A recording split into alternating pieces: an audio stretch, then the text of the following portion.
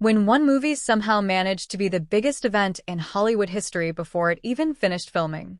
In 1939, SNCC International Pictures released Gone with the Wind, the greatest Civil War epic that Hollywood had ever produced, starring Vivien Leigh as the fiercely determined Scarlett O'Hara, Clark Gable as the charmingly ruthless Rhett Butler, Olivia de Havilland as the endlessly patient Melanie Hamilton, Hattie McDaniel in her legendary role as the protective Mammy, and Leslie Howard as Ashley Wilkes, a man that Scarlett spent 4 hours obsessing over, and the rest of us spent 4 hours trying to understand why.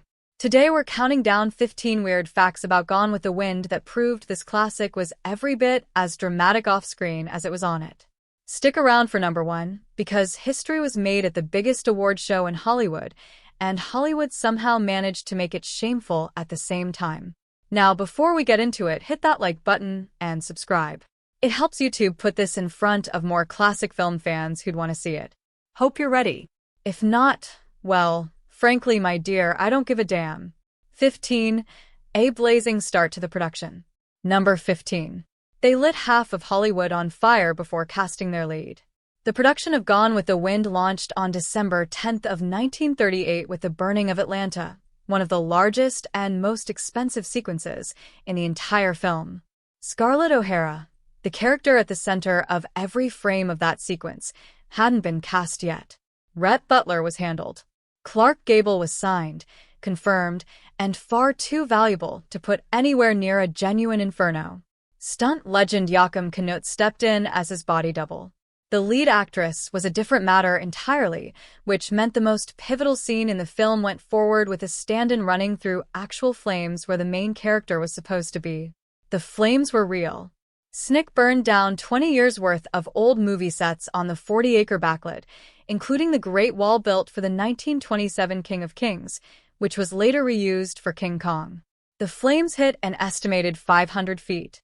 Culver City residents flooded the phone lines, convinced the studio had genuinely gone up in smoke, and that was a reasonable interpretation of what they were seeing. The operation behind it was more controlled than it looked. Gas pipes and valves let the crew modulate the burn. Fire crews with water cannons stood by throughout. SNCC permanently erased pieces of early Hollywood history, filmed the whole thing without his lead actress under contract, and produced one of the most celebrated shots in cinema history. 14. The role search takes an unexpected turn. Number 14.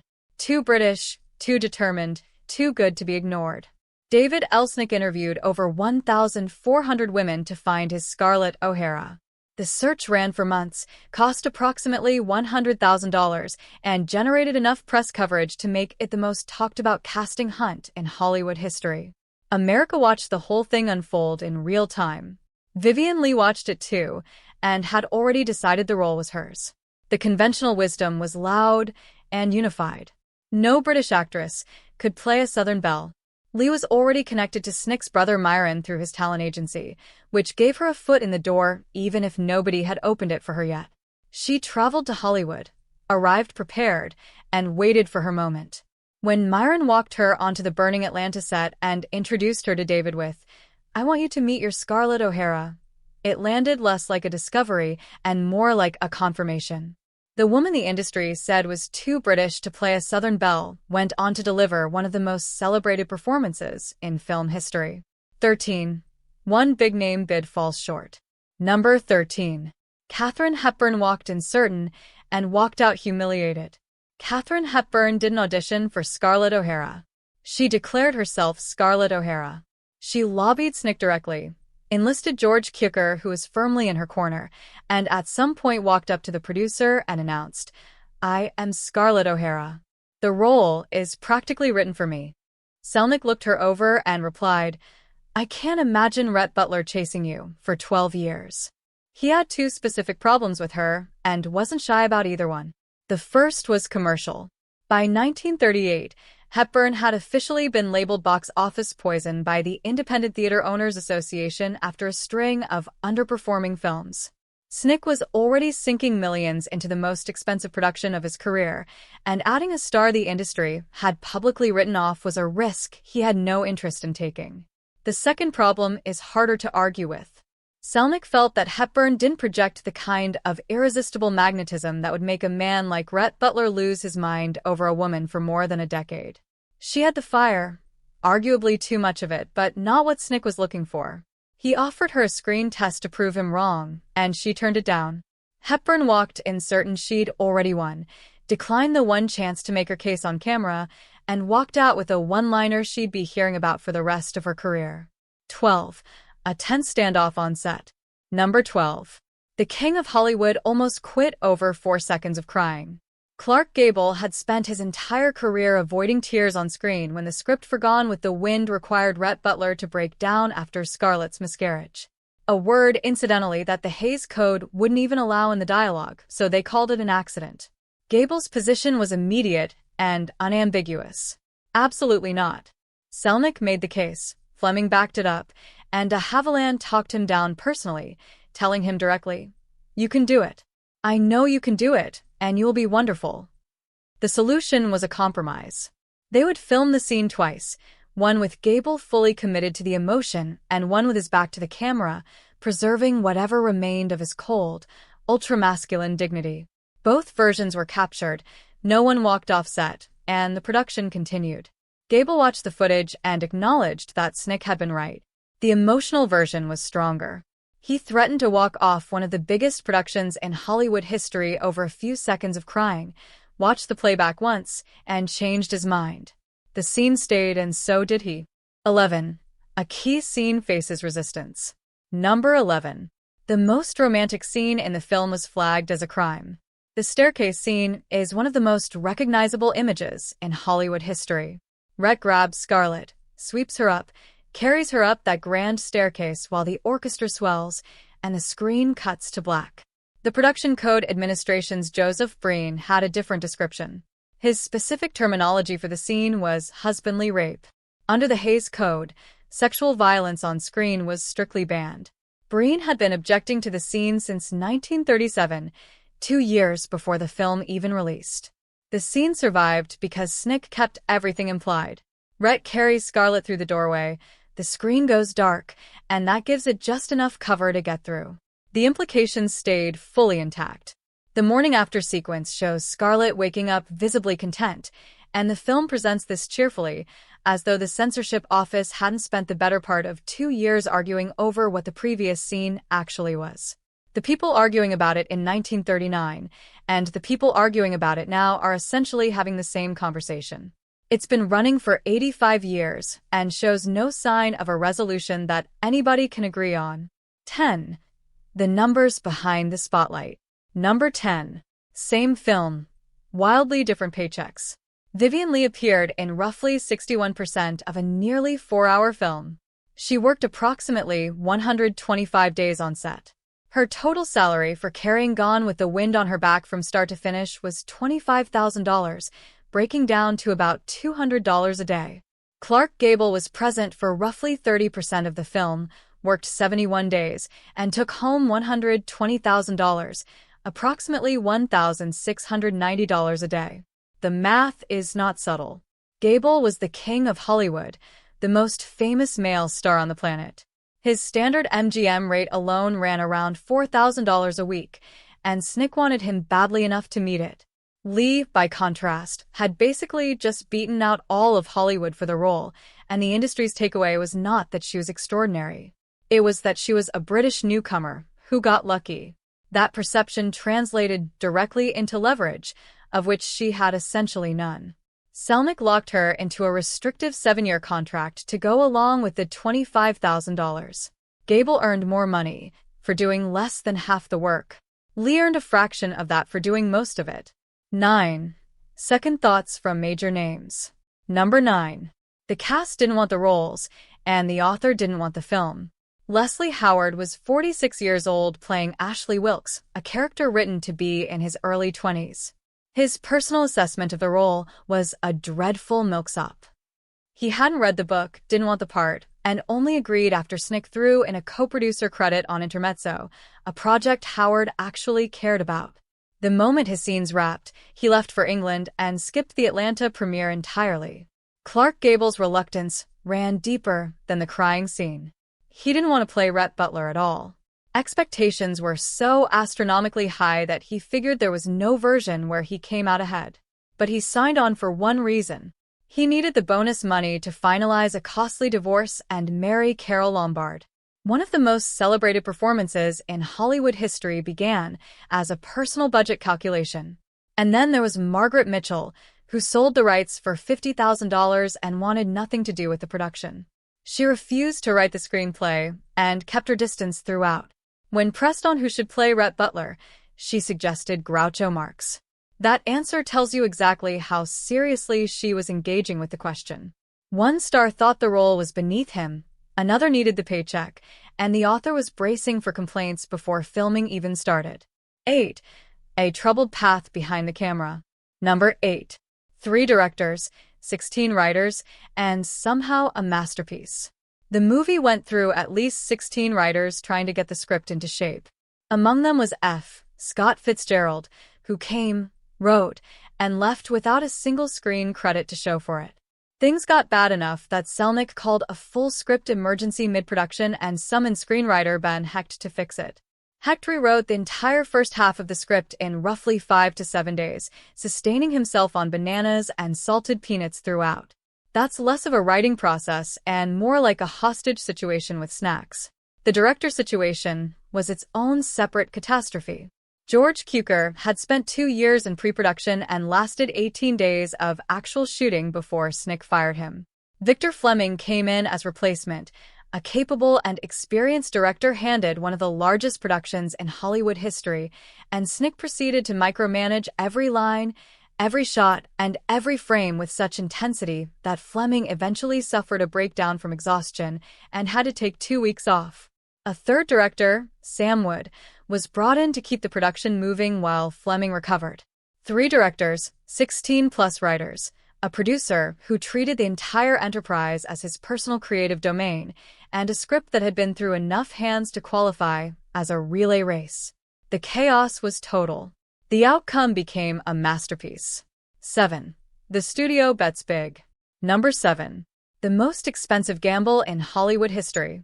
Gone with the Wind cost approximately $3.85 million to produce, equivalent to somewhere north of $70 million today. Over 2,400 people worked on the production. Somewhere between 500,000 and 1 million feet of Technicolor film was shot, and Technicolor in 1939 was still very much an experiment, one that came with a price tag to match every frame of uncertainty. There were exactly 7 Technicolor cameras in existence at the time, and Selnick rented all 7 for the Atlanta sequence because he intended to capture every angle simultaneously. Then came the problem of Scarlett's eyes. Margaret Mitchell's novel had established them as a striking shade of green, but Vivien Leigh's eyes were a natural blue-gray. The solution was to engineer the correct color through sheer technical effort. Makeup artist Monty Westmore lined her eyes with heavy green shadow. The camera team ran specific color filters, and lighting setups were adjusted specifically to support the effect. The technology was barely mature enough to handle what they were asking of it, and the entire production was a calculated bet that the finished product would justify every dollar spent. 6. Opening night goes massive. Number 6. A movie premiere so big the governor shut down the state. The world premiere of Gone with the Wind took place in Atlanta on December 15th of 1939, and Governor Ure Rivers declared it an official state holiday. Mayor William B. Hartsfeld organized a full 3-day celebration around the premiere, complete with parades, a costumed Old South ball, and citywide decorations. The crowds matched the ambition. An estimated 300,000 people lined 7 miles of streets to watch limousines carrying the cast roll through the city. Another 18,000 gathered outside the theater on premiere night alone.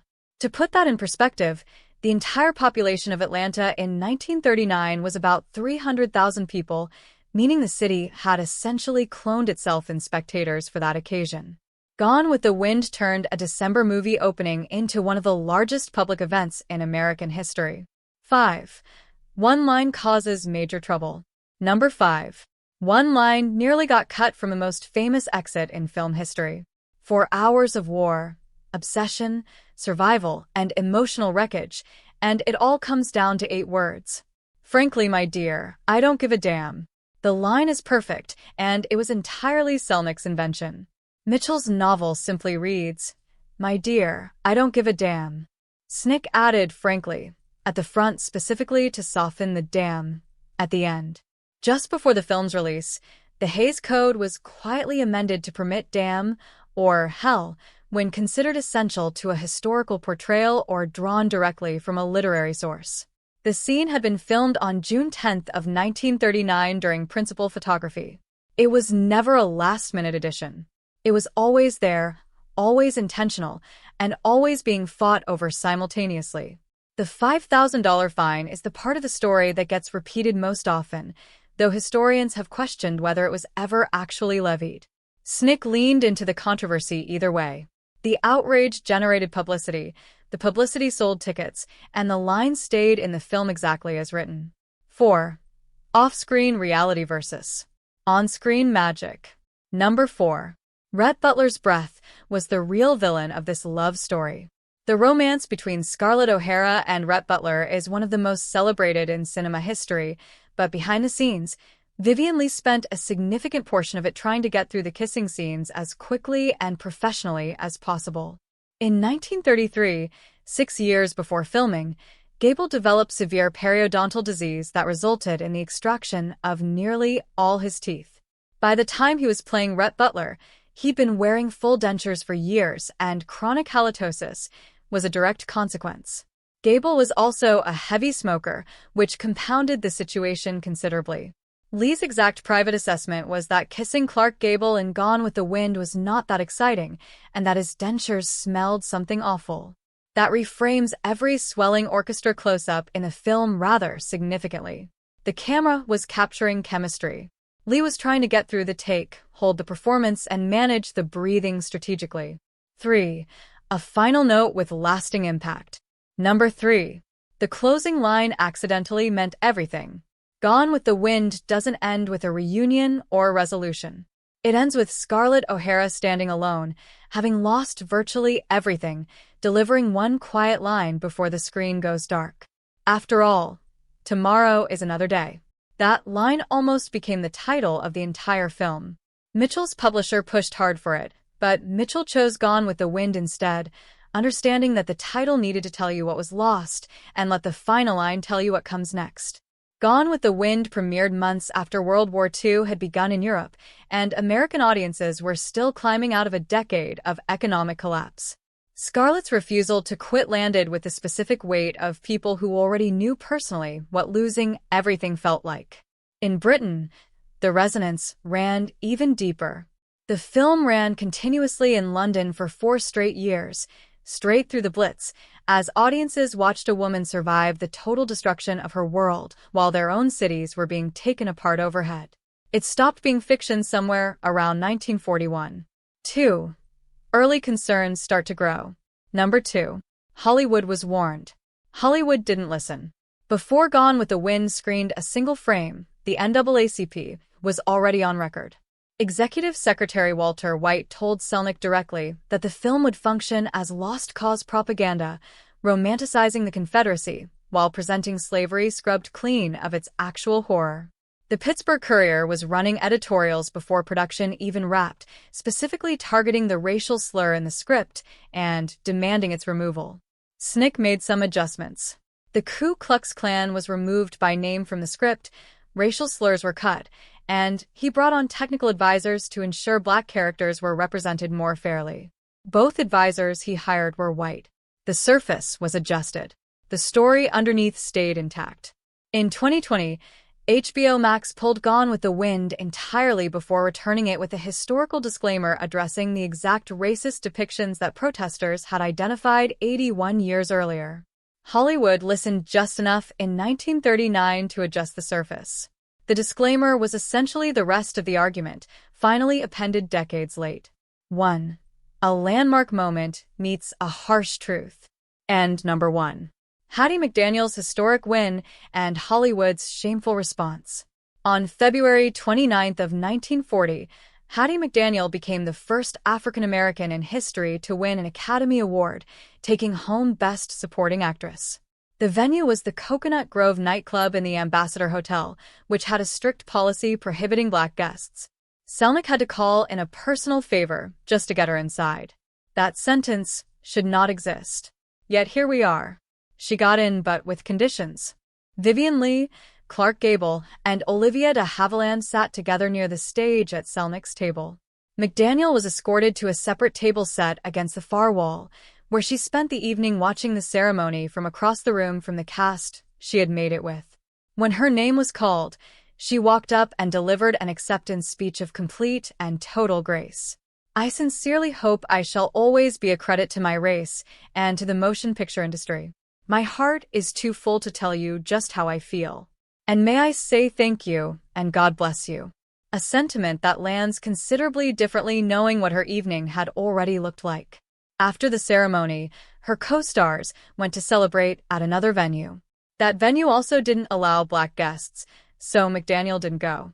She won the highest honor in film, gave one of the most dignified speeches in Oscar history, and Hollywood celebrated by going somewhere she wasn't permitted to follow.